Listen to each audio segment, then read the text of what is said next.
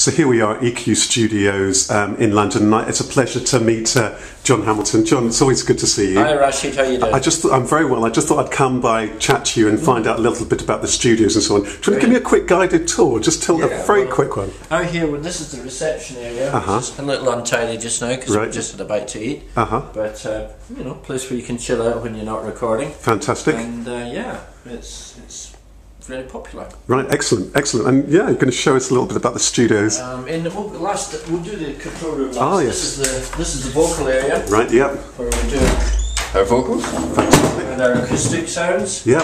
This is very fresh. Yeah. As we go. So how long have you been based here? About 9 years. About 9 years. 9 years. Yeah. So in here we have tie lines to the control room, so people can sing in here. Perform acoustic things. Fact of the matter is, most of the work these days gets done in the control room. Fantastic. Modern ways as they stand. Fantastic. Lead the way, sir. Yeah. And then merge in this room. Fantastic. And wander into the control room. Yeah. Okay. So this is the heart of the matter. Fantastic. This is where everything happens. Mixing desk, yes. laptop, and down there's the big Mac, Power Mac that I use. Yep. And in here, of course, we have. This is the heartbeat of everything. Right. Okay. Yes. And we, as you can see, I've got a few files up of stuff we've been working on. Fantastic. Early days. Yeah. Christmas song, would you believe, in January? Christmas song in January. Well, and would you be able to tell us a little bit about your story and a little bit about your work? Sure. So, as the accent sounds, I know that you came down to London. You started off as a singer-songwriter yourself. Tell us a little bit about your background and how you ended up in the weird and wonderful world of music. Yeah. Well, basically, I'm from Glasgow, and my formative years in music were spent in rock groups in Glasgow and things like that.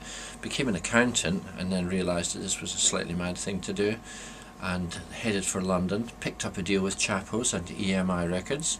Made a few records with my group Hope Street. Yep, and apparently I think your first project you were in no less than Abbey Road Studios, apparently. Is this true? I was in Studio 2 Abbey Road, which is something I wouldn't recommend to anyone with weak nerves. So it was an incredible experience, but I enjoyed it on balance. It's more fun looking back on it. The day itself was a bit peculiar, to say the least, but great place, and it is a listed building inside Abbey Road, so what I was in had been untouched since Cliff, since the Beatles, all these people were in. So it was a very interesting experience. And then you made the journey from being a musician yourself to setting up EQ Studios.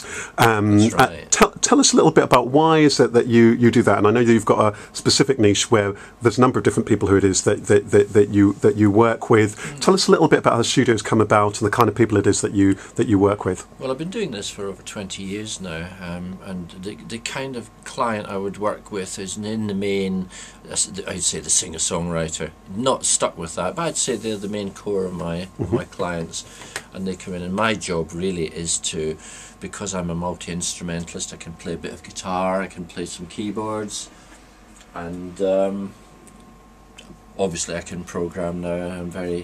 With Logic 9 and stuff like that, which is a complete miracle piece of software, absolutely wonderful.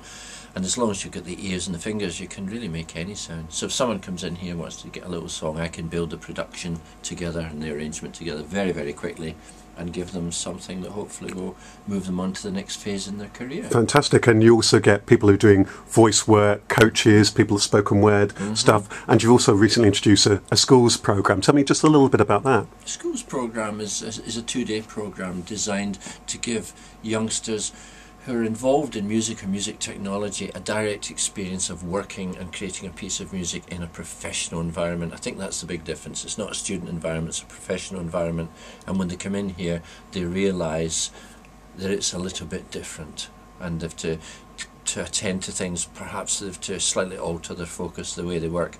But the one we ran in December was enormously successful. They had a great time, the youngsters, and they all found it a very positive experience. And I'd imagine also one of the things that they get is to hear from somebody who's actually made a success in the music business from themselves. Because tell us a little bit about, you've had a couple of hit records yourself. Tell us a little bit about your flirts with fame. Flirts with fame.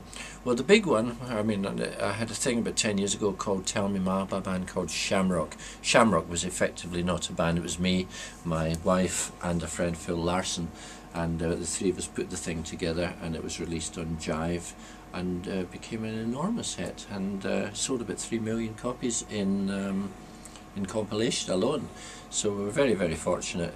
I did a thing many years before that with a band called Man to Man called Male Stripper, which was basically about a male stripper. And that was a big hit as well, it was wasn't it? It was an enormous Yep. top 5 hit, Yep. and sold really well. So I've had occasional brushes with success. And also, it's interesting about the studio itself. You also get some big names as well as people who are at the early stages of their career. Tell us a little bit about some people. The last thing I did was about a year ago with Damon Albarn. He came in and Of Blur fame, yes. Of Blur fame, and we had to do I had to do basically arrange an orchestration remix, and that was tremendous. I had great fun doing that. Just basically I was just working with his voice, and I had to do the whole backing, so that was marvelous.